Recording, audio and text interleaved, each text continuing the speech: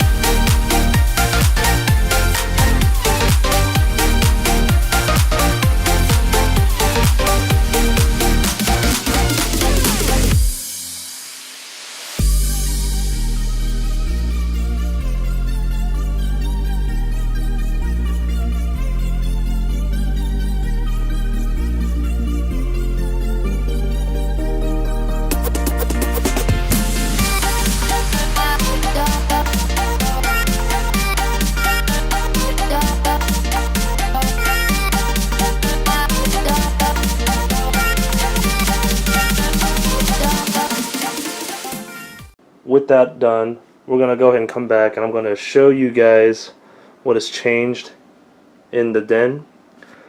First we'll go and talk about Kala right here. She got moved from the foster room into the den. Here she is now. Let's see, I can back up for you guys.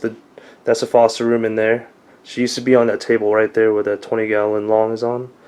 But she got moved out here permanently.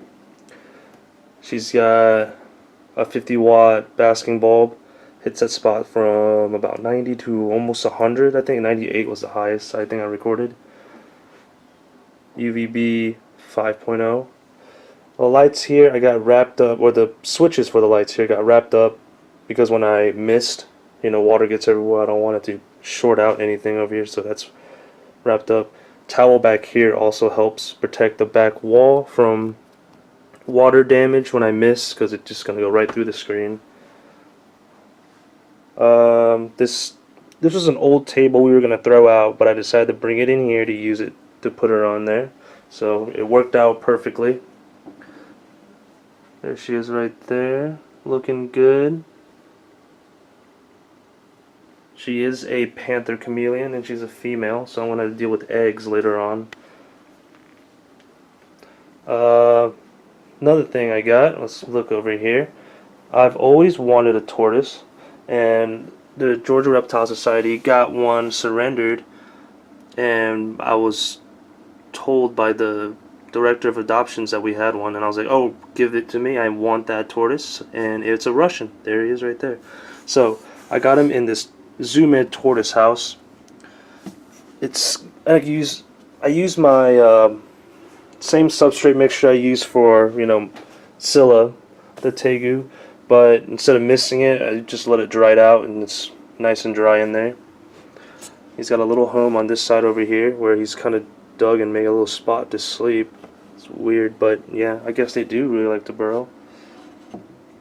He's got a little water ramp dish. His food today, he's got like arugula, turnip greens, dandelion greens, and some sprouts. A little cuddle bone for calcium if he wants it. He gets a dusting of vitamins once a week, and if you lift this up right here, he's got UVB 10.0. That's a T5 fixture, 12 inches long, that I've zip tied to the top of this, so it's like in the middle. So he's blasted with UVB. Over here is I think this is like a 50 watt. Yeah, 50 watt intense basking bulb. Hits a spot to maximum 100 degrees, I think. I have to check again, but I always make sure on the temperatures. This thing is also like attached on, so I can lift this no problem. See? And he's got a little basking slate right there. There he is basking. He's an awesome tortoise. He's fairly new. I'll be doing a winter reptile room tour here next month, so you guys can see that soon. What else is there? I think. Oh, that's right. So I recently got a new edition again, but right now he's very, very new. I just got him about a couple days ago. He's a jungle carpet python. It's very small, so he's just in a 20-gallon long right now until I decide, to move into something bigger. Right now I'm concerned that the previous people had him feeding on live rats. There's a rule in my house here. If we're going to keep reptiles and snakes like that, we do not do any live feedings whatsoever. So I'm going to try and feed him Sunday, which is in a couple days. He's going to get a frozen thawed mouse. Hopefully he will take it. If not, I'll wait another week, I guess. But I cannot do live. That's just not what we do here. So I really like him though. He's got some beautiful colors. You can actually see him right there. It's black and yellow. Looks so beautiful. And I really hope that he will adjust well to eating frozen thawed. He's got a little hide in here with a heat mat. The temperature of that heat mat reaches to 82, highest being 84 degrees in there. I got a little spot over here for basking if he chooses not to hide in there and want to bask on a branch. I know these guys are nocturnal as well, but this basking spot maxes out about 94, 96 degrees probably, being at the highest point right there. But lower down here gets down to about the high 80s. So there's different places for him to bask at different temperatures if needed. Alright, so yeah, that's him. No name for him yet. My wife thought of a name, but I told her to give me, a couple more suggestions before I decide. But right now, I'm just concerned about feeding him. I really hope that he will be fine with eating frozen thawed. Anyways, so let's move on to the fosters. Oh, before I actually do that, so one leopard gecko that was adopted at the event, I questioned the guy that took her in because I did not think he was capable of caring for a reptile. Her name is Coral. I think I might have featured her in a older video. I don't remember, but she was my first pickup when I joined Georgia Reptile Society. And a week after being adopted, we got her back. So I have her here again. That's her. Coral. I think she's a tangerine. I don't know morphs on leopard geckos. I'm really not into them, so I really don't know anything about their morphs or anything. I mean, caring for them is very simple. Heat mat. Basking spot's about 86 degrees max, 87 or something like that. This is carpet. This is like a fine carpet too. There's no real thread, so it doesn't get its fingers snagged on it. Hide, water dish. I feed Coral once a day every morning. She eats about 2 to 4 super worms. This is just the fostering setup because I'm not keeping her. We're trying to find her another home. So, but just, yeah, we have her. That's one foster. Another one is a Euromastix, Molly Euromastix. Setup's kind of simple, I guess. I don't know. It's actually not very simple. My wife wants to keep them, and I guess we are keeping them. So she decked out everything here. Tiny water bowl. Don't want anything too big to give, humidity. So small water bowl. He's got the same food he's eating that the tortoise is eating. Arugula, turnip greens, dandelion greens, sprouts. Let me see. This right here is not carpet. We found carpet to be difficult for him to walk on. This is actually like, what's it called? Cabinet liners, I think. It's nice and smooth, so it kind of looks and feels like tile, but it's not like heavy or anything like that. So it works really well. Whenever he poops and pees on it, I just clean it up, wipe it off. Basking spot right there. He also hides under there when he goes to sleep. That's like a 100 watt intense basking bulb. Hits that spot to about 120, 125. She named him Pierre. I think he had a previous name when he was with a different foster before they gave him to us.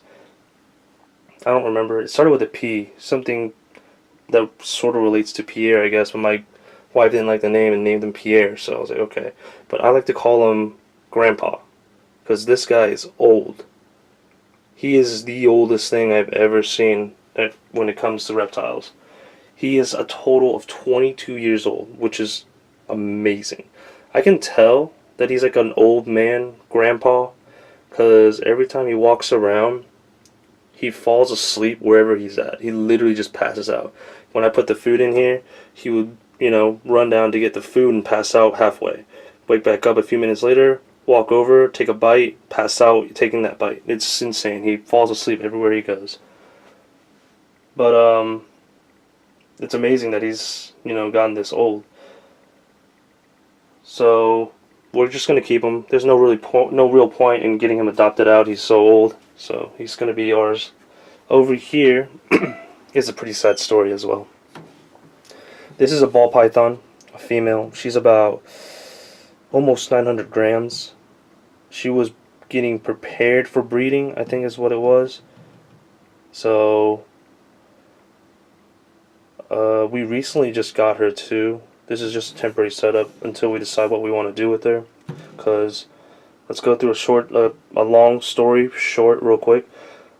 I got a call from the director of adoptions that we need to go and pick up some red-tailed boas. Originally, that's what I was told, is that we're gotta go pick up 4 boa constrictors, and it has to be done like ASAP, because they apparently were being kept in a storage unit. The guy who had them got into some trouble. He got thrown in jail or something like that, and his girlfriend was in charge of taking care of the snakes. She did not like it, so she took them and threw them in some tanks and put them in a storage unit. Sorry, she put them in a storage unit, all 4 of them, and just left them there. No food, no water, nothing. So we had to get law enforcement involved to get into those storage units, cut the locks, and get those snakes out. upon getting in there, we found out that they were not boas. They were ball pythons. And he was ready to breed these ball pythons. Like this is the female. He was power feeding her. I guess she's about 900 grams, and he wanted to sell them and make some quick cash. These are normals. I don't understand what, like, all of them. All the ones he had were normals. I don't understand what kind of money he was going to try to make off of that. But whatever. I did record it and have footage of it, but I can't release it. I can't edit it or anything yet because that's, up to the directors and stuff first if it's okay. So I have the footage right now, but I'm not gonna do anything with it right now. Maybe when they do say it's okay to release to the public, I will post the video up for you guys to see. Other than that, the whole issue also is that we got the snakes, but they weren't surrendered to us, so the guy who owns them didn't sign any papers to give them to us. Technically, it was the girlfriend's fault that they were in there in the first place. He wanted to keep these snakes. I mean, I feel bad. Like, this guy apparently loved these snakes. His mother was the one that told us about it, so don't know what we're gonna do. This is why she's only in the temporary cage right now until we figure out what's going on. She's eating well. She's got a heat mat right here that I've given her. About 86 degrees top max. I have it on a dimmer. Where's it at? Or yeah, in a dimmer to make sure I regulate the temperatures. She's eating once a week, so she's doing alright. I let her out pretty much every day, and I just kind of let her free slither throughout the room. She's so big, there's no real place for her to really get into and hide. So yeah, that's our update about everything. I'll give more updates on this guy. I might get a feeding video if he does take my frozen thawed mice. Hoping for it. Cross your fingers for me, guys. Wish me luck. I really love that jungle carpet python, and I really want to keep him, but I can't keep him if he will not eat frozen thawed for me. Anyways, that'll be it for today. I'll have another video up maybe next week, so I'll keep you guys updated. Thanks for watching. Like, subscribe, and I'll see you guys in the next video.